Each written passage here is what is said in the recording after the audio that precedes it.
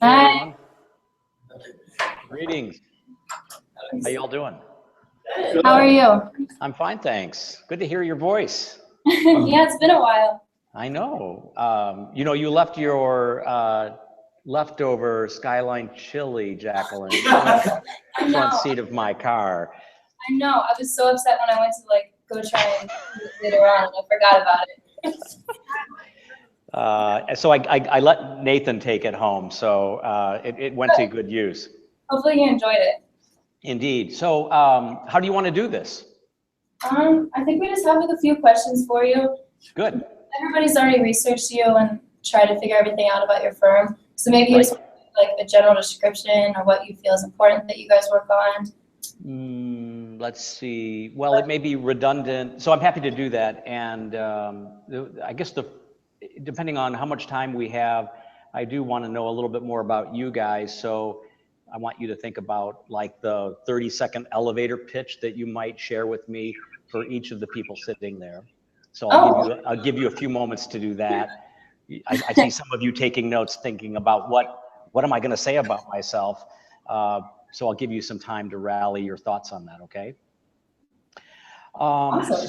So we're in Detroit. We're a firm that's been in this city for about 22 years, coming up on our 23rd year. We're about 70 people. And I'd say that half of our firm is in our architecture team. And so that gives us about 35 people that are trained just like you are within the profession of architecture and design. And half of those folks are really closer to people like yourselves because they are either interns while they're working here as students in school, or they are people that have graduated from as recently as last May, and or as recently as 10 years ago, who are just folks that haven't maybe finished all of their exams or haven't passed all of their exams. And my role as the director of design, my name is Mark, by the way, is to make sure that they move through the process of their required NCARB hours, their so-called IDP hours, and that they are motivated to take those exams, and that we give them the tools to pass those exams. And so I'm in charge of about 1/4 of the office, but I also recruit the registered architects, the licensed architects that we would bring in here. But we're not just architects. We have interior designers, we have urban designers, and we have landscape architects. And so we're a multi-purpose and multidisciplinary firm that can look at a site from the smallest detail, like a countertop at a bar in a bistro, to the sort of patterns and demographics of a community or a neighborhood or even the city, sort of that 50,000-foot elevation view. So we understand the zoning ordinance, we understand our master plan, we understand the requirements of the city as it relates to the future vision of the city. So that ability to be large and holistic, as well as to be sort of small and nimble, is something that we're very comfortable with. So that's kind of the DNA of the firm as an operating office. We're located in downtown Detroit, a firm that was started, like I said, almost a 1/4 of a century ago by an architect who was African American and a landscape architect who actually had this opportunity to work together in an earlier version of this firm, if you will, to Detroit and renovating spaces and places and buildings sort of one at a time. That firm was called Shervish, Vogel and Merz, and they kind of ended that run in '93, and our firm opened in '94. So yeah, we're about 23 years now.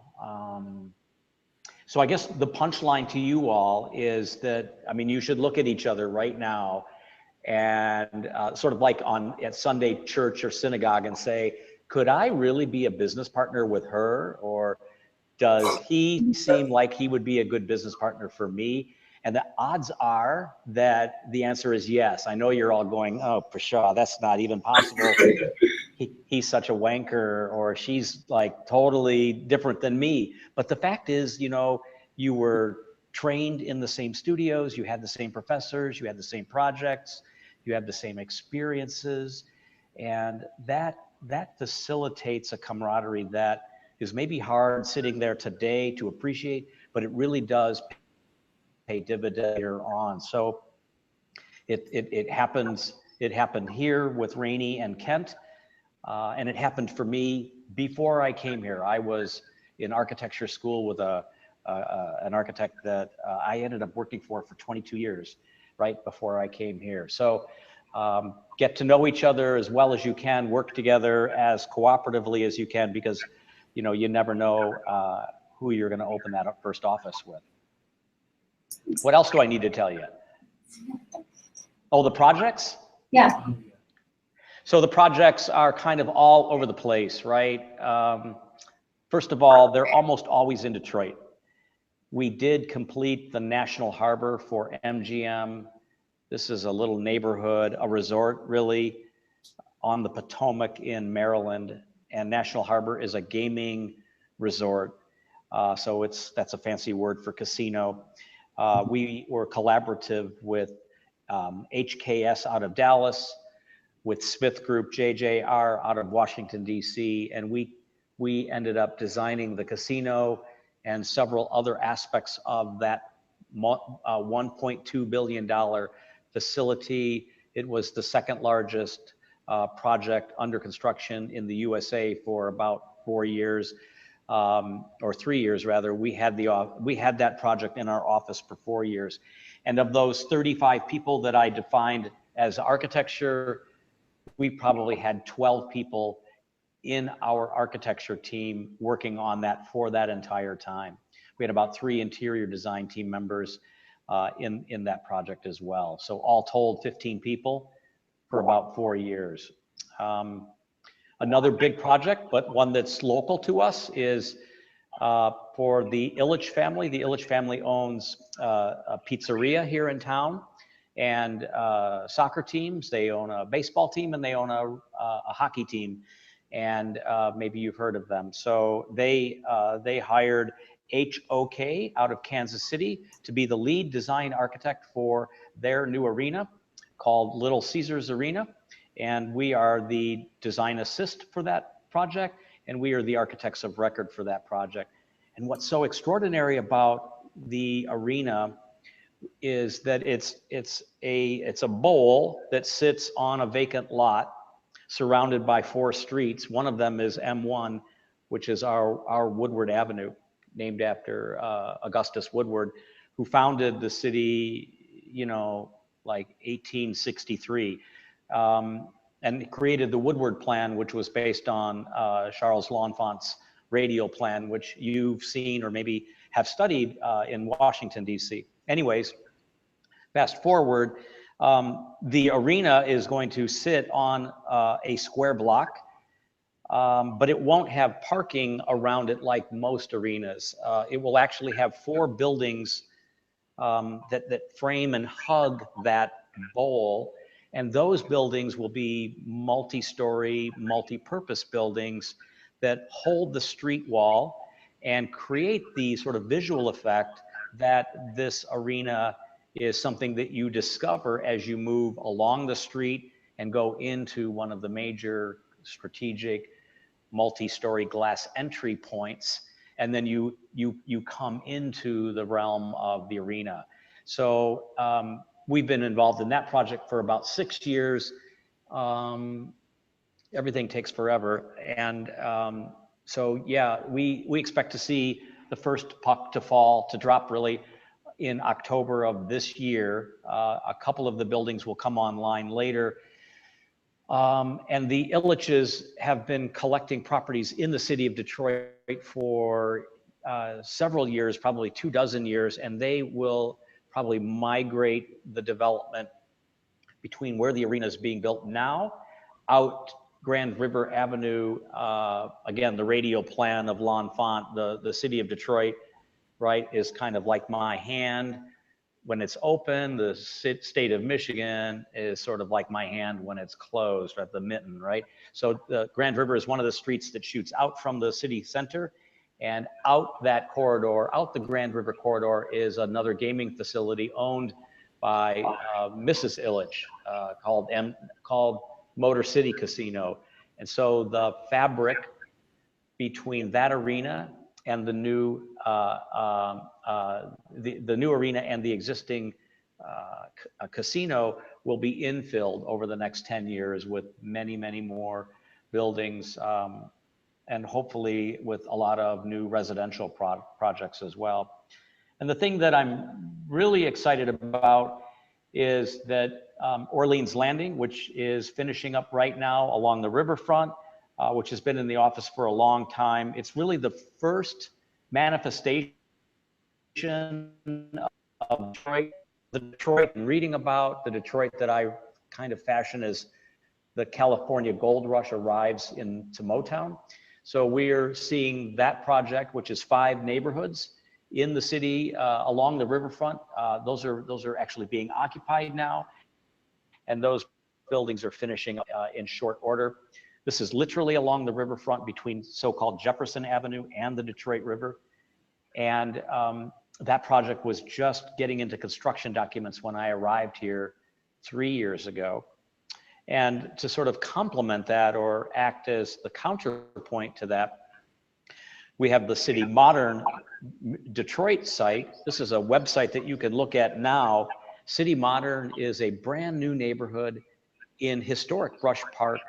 It will unpack 400 new residential units in existing historic homes, 5 to be sure, carriage houses, townhouses, apartment buildings, and so we've innovated 5 different housing products, and we are one of 5 architecture firms, right, working collaboratively with each other to infill the so-called housing types that I just described. So we're quite fortunate. We're doing the smallest building, which will have 3 townhomes that will come in at the highest price point.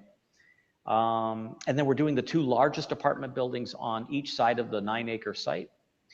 And then we're working with Beth Whitaker of Merge Architecture. She's out of Cambridge, Mass, and she's phenomenal. She's actually speaking here early next month at Lawrence Tech, where I teach, and at UDM next month as well. We're working with Studio Dwell out of Chicago. They're just up the road from you all. They mostly do multifamily and townhome product, some office product. Their work is really, really exquisite. It's a small office. I encourage you to look at their website as well. And then maybe the biggest sort of rooster in the group that Bedrock has brought in to the mix of firms is LOHA, L-O-H-A. That is Lorcan, O'Herlihy and Associates. And you know, if you're interested in contemporary housing and contemporary design, this is probably the firm that you want to start following on Instagram and Twitter. They have a brand new book called Amplified Urbanism. I just bought it for myself. It features the Brush Park project. Lorcan's work is really provocative. It's really quite beautiful. And he's been doing this like we have for about 25 years. So his work, along with Beth Whitaker's, I think, because they're both fairly young to some degree, at least in their ideas, are worth following from your seat. And then, gosh, what else, Jacqueline? We have a new neighborhood going in with a fairly wealthy gentleman that is wanting to leave a legacy before he, you know, expires or retires. Actually, I think he is retired. He's so wealthy, he bought a city in Virginia, for example. You heard me right. He actually owns the whole city. So he's developing a new neighborhood in Corktown, which is a Gaelic community originally in Detroit, out Michigan Avenue. And we're doing about 5 different buildings there, mostly multi-story, mixed use, all with residential, to create new residential opportunities in the city. And because it's a gold rush community, because Detroit is where everyone seems to be looking and wanting to sort of learn more about, the housing situation is certainly a challenge. So we see a lot of developers coming in, wanting to buy buildings, wanting to develop on vacant sites. And the thing that they're wanting to do the most of is residential, because they see these as real sort of revenue opportunities. We have a whole bunch of other stuff that we're doing, neighborhood projects, small infill projects, small renovation projects. With one client, we're doing some interesting onesies, twosies kinds of things. They will buy 3 or 4 buildings at a time. They will meet with the developers just like we are, with the owners of the neighborhood, just like we're talking right now. And they interrogate the community, they interrogate the stakeholders and say, what would you like to see in your neighborhood? What do you need? How would you rank what you need? And he then endeavors to make good on, supplying that kind of response from a developer perspective. His name is Peter Cummings, and he's been very, very interesting to work with as well. Peter is, in fact, the individual that brought Detroit Whole Foods about maybe 8 years ago. So there's a lot happening here. There's a lot that's being proposed. There's a lot of new young talent coming into the city. There's a lot of young people moving to the city. And there's actually a lot that's under construction right now. So the next time you all are up here, I'd be happy to host you and let you meet some of our team and see our office. And then maybe we can walk or drive to some of the sites that I just, because I have such immediate recall. Jacqueline, I just gave you the snapshot of what we've been up to. And, you've heard me talk about what we're doing. Have I left anything out? Have I forgotten anything? It seems like a pretty good overview. How do you feel? It seems like you or your firm is kind of the representative for Detroit when the other big firms come in.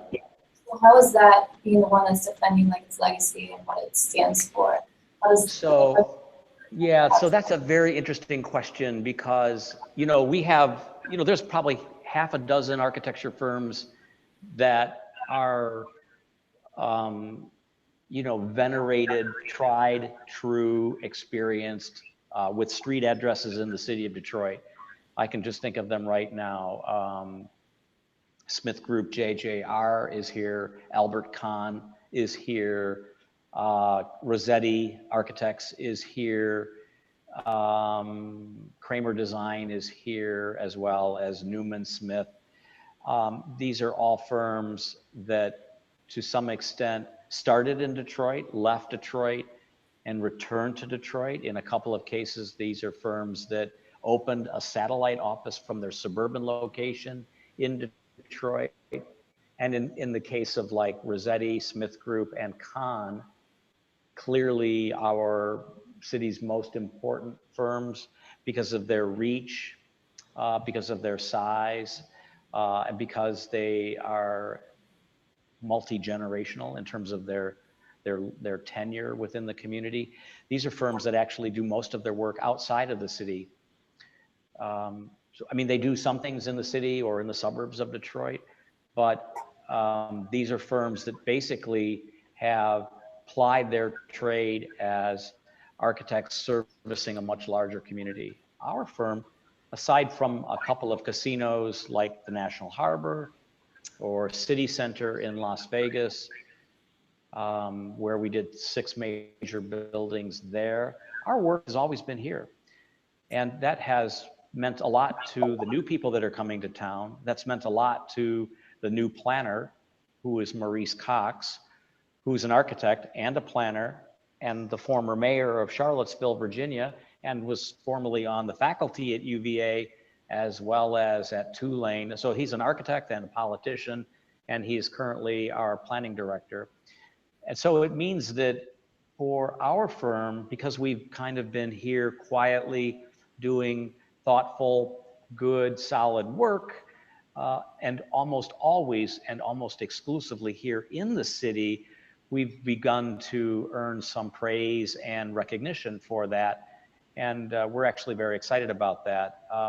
And I think that's why so much of the new, bigger work that we just talked about has been landing in our laps. And we've actually, so I mean, I've added 30 people since I started here 3 years ago. I have 3 more people starting Wednesday, and we have 3 or 4 more coming in for the summer, for summer internships.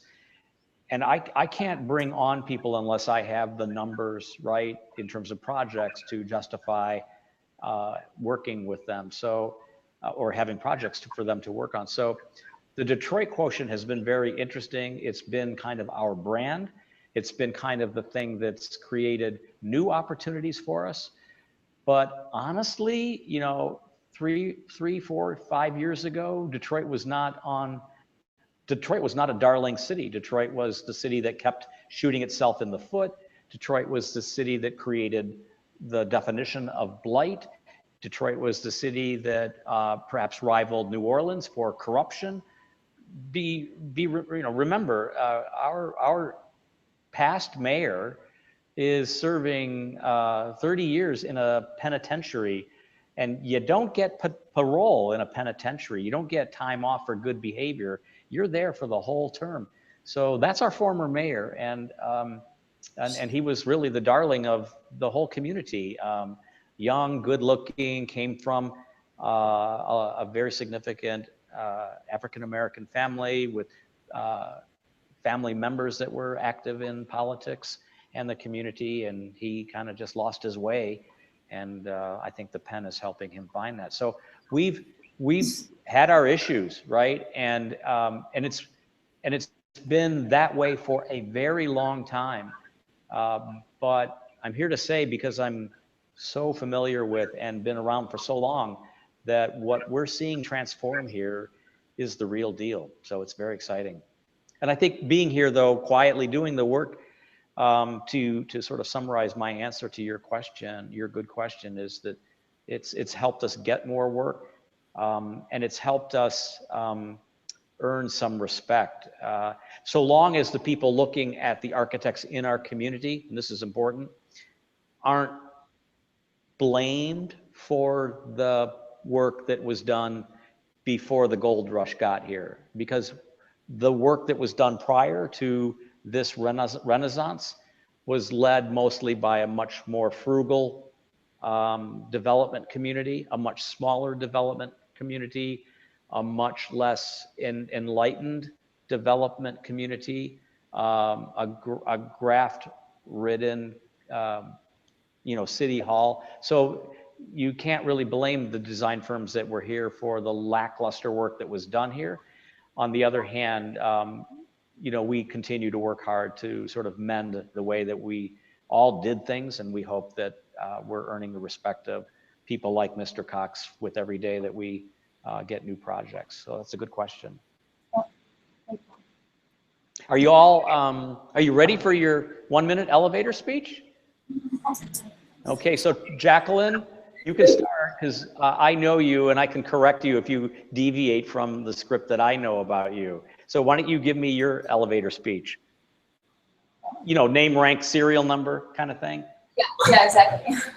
My name's Jacqueline Hecker, obviously, and I'm from the Akron area, going to school at Miami like the rest of us. And I'm currently in our sophomore studio. I'm traveling abroad this semester to Scandinavia for a studio, so I'm going to learn more about architecture in the Danish area and see what I can bring back to the United States with that. Excellent. I'm slowly starting to realize that I have an interest in commercial and a little bit of like mixed commercial housing in that area of architecture. Fabulous. So traveling is essential, and if you have to like rob a liquor store, you didn't hear that here. If you have to find a way to travel, if you have to borrow money, it's really worth it. And Jacqueline knows that I believe in it so much that I kind of make my own students travel by bringing them along on field trips to the local communities like Cincinnati and Toronto and Grand Rapids. I feel really strongly about that. So I'm delighted to hear that you're traveling. So to your left, over your shoulder. Hey, I'm Carly Hansen. I'm from Indianapolis. I go to Miami, and I'm a sophomore of picture student. And I'm going to Florence in the spring to study abroad. So, fabulous. So you said Minneapolis, is that correct? Indianapolis. Yeah, it's a great design community, and you have some very significant buildings there. The Herzog and de Meuron building is there. The Frank Gehry building is there, and among many other things, one of the most ridiculous enclosed shopping centers in the world is there. At least it was one of the biggest ones for a long time. So it's a very special place. It's great that you're down at Miami University, so that's good. And to your left? Steve Randolph. I'm a second-year architecture as well. I'm from the Toledo area. From where? Toledo. Uh-huh.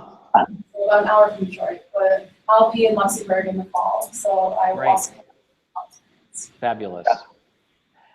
Next.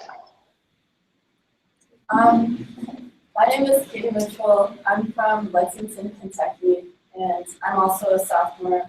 I'm also going to Luxembourg to explore around Europe for a semester. Fantastic. Where in Western Kentucky? I'm from Lexington. So how far from Louisville is that? About an hour. Gotcha. Okay. And then the individual standing in the back? Oh, hi. I'm Becca. I'm a senior architecture major, and I am currently narrowing down graduate schools in New York City and looking to move there for grad school in the fall. Fantastic. Yeah, and I'm really interested in adaptive reuse and historic, as well as like mixed use building.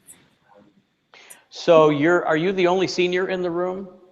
Is there any fifth year people? So do you remember Ellie Gargaro? She would have graduated, I think, 3 years ago. She's from Michigan. She went there. Oh, you all have to say hi to Robert Benson for me too. He was my mentor here. Okay, then let's see. The individual in the teal shirt. Hey. Hi, I'm Danny Nolan. I'm also a second-year architecture major. I'm looking to pursue a co-major in sustainability. I'm from the Chicagoland area, and I'm also going to Luxembourg next fall with them. So fabulous. Yeah, Luxembourg's about the size of what? Dayton? Columbus? I'm just kidding. I have the sense that it's really sort of tiny. I think I drove through it at one point in my travels. Go ahead. Who's next? I'm Anna Ernst. I'm from Northwestern Ohio. I'm also a sophomore architecture major, and I'm going to Florence in the fall. What city? Ohio? City? Yes, ma'am. It's a very small town from St. Mary's, Ohio. So I'm from Van Wert. Okay, yeah. Just down the road from you. Yep. Right? Good. Yeah. Okay, our fifth year friend. Okay, I'm Ruben Victoria, and I'm a fifth-year architecture student. I'm looking into grad school, so I'm still trying to decide where I'm going to go. Have you applied yet? Yeah, Yeah, we applied. We're just deciding. I'm just deciding between like a couple of places. And so where have you applied? I applied to North Carolina, a couple of schools in Chicago, and here. I was just at North Carolina, at the Charlotte campus. No, yeah, Raleigh campus, NC State. Okay. So I have some faculty friends that are there, and Jacqueline can share my email address with you all, and I'm happy to sort of broker your new friendships. Sounds good. So good luck. Thank you. Next. I'm Sam Olmstead. I'm actually from the Detroit area. Awesome. Where? Bloomfield Hills. Oh, sure. Yep. Cranbrook or the high school? No, actually, I went to school in Detroit. I went to UD Jesuit. Oh, sure. You're a good Jesuit boy. Oh yeah. So did UDM ever occur to you? Did your family kind of want you to go there? Actually, when I started here in Miami, I was in business, but then I ended up transferring to architecture. But yeah, UDM was a good school. Fabulous. What street in Bloomfield Hills are you on? I live right off of Adams and Waddles. So Oh, sure. Like 17, 18 mile area. Yep. 17, well, between 17 and 18. Yeah. Like Satterley and Top View, that area? Yeah, that's my neighborhood, actually. See? Yeah. Cool. We just made a connection. So the next time you're back up here, let me know, and I'll have you into the office. Will do. Sound good? Yep. Cool. So are you all part of the AIAS?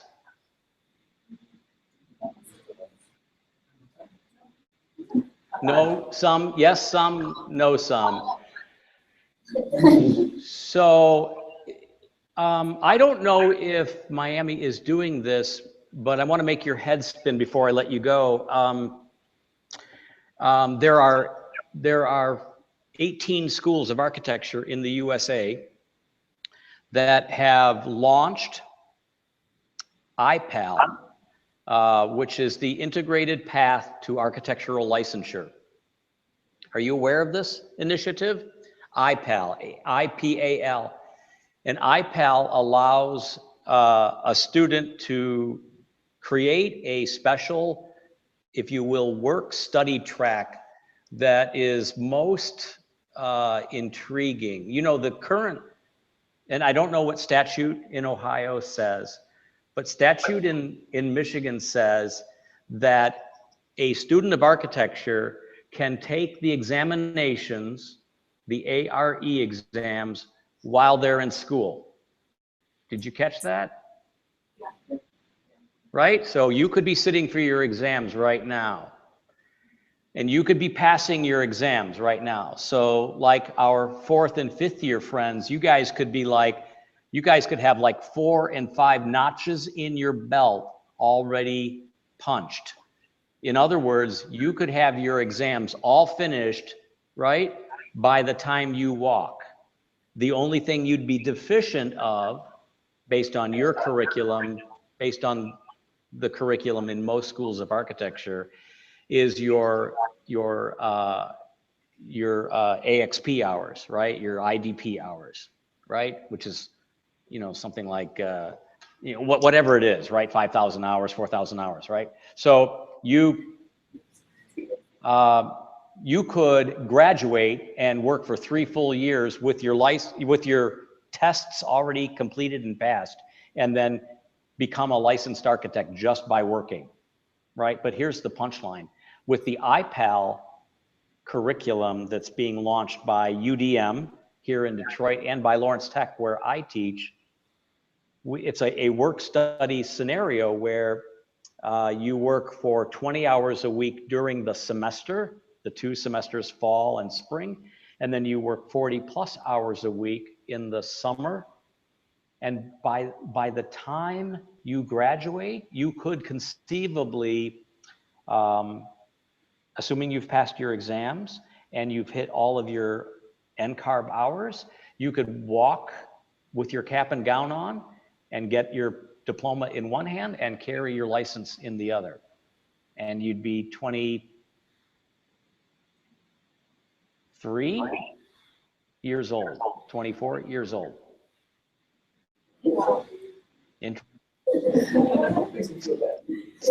It's controversial. Have you known But I anybody? think so we're just starting it in May. So we're actually hosting an IPAL student this coming May, and she or he will be with us for at least 1 year.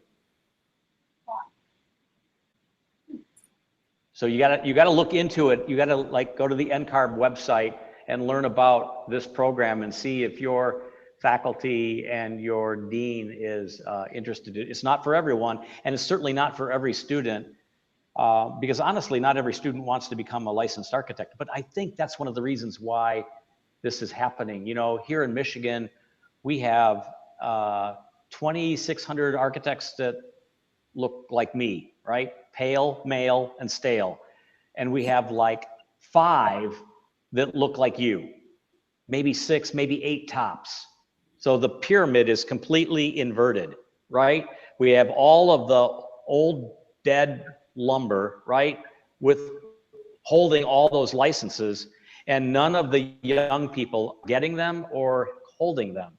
So what they're trying to do is flip the script by creating a program that will onboard more young people into the track for licensure in a much more aggressive timeline, so that we can broaden that base. Because, you know, if anybody's been in a community service organization or a church group or, you know, the French club or whatever, if you don't have young members, you have a dead club, right? Because you can't grow an organization by having a bunch of old people who are, for all intents and purposes, going to die or retire.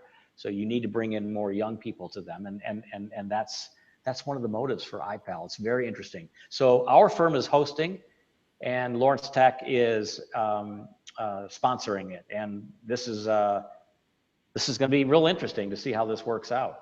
I interviewed 6 people last Wednesday and last Tuesday, 6 one-hour interviews, and I've already sent in my rankings, and hopefully, you know, wish me luck. Hopefully I get who I voted for, who I rooted for. Do you guys have any questions? Cool. Any other questions? I'll let you all go to lunch. Jacqueline, when are you up in Detroit the next time? Before or after you travel? Before I travel, for sure. So I'll just stop in. Yeah, give us a shout, and then when you do, I'll make sure that you see Christopher Roan as well, okay? Very nice. And the next time you all are in Detroit, seriously, give me a shout. Jacqueline, go ahead and share my email address with them, and if you're looking for a job, maybe not necessarily this summer or the next summer, I'd be interested to sort of launch that conversation with you, okay? Well, thank you so much. Thank you. Thank you. You're welcome. I think we all Have learned a good Easter, everyone. You too. Thank you. Okay, bye-bye.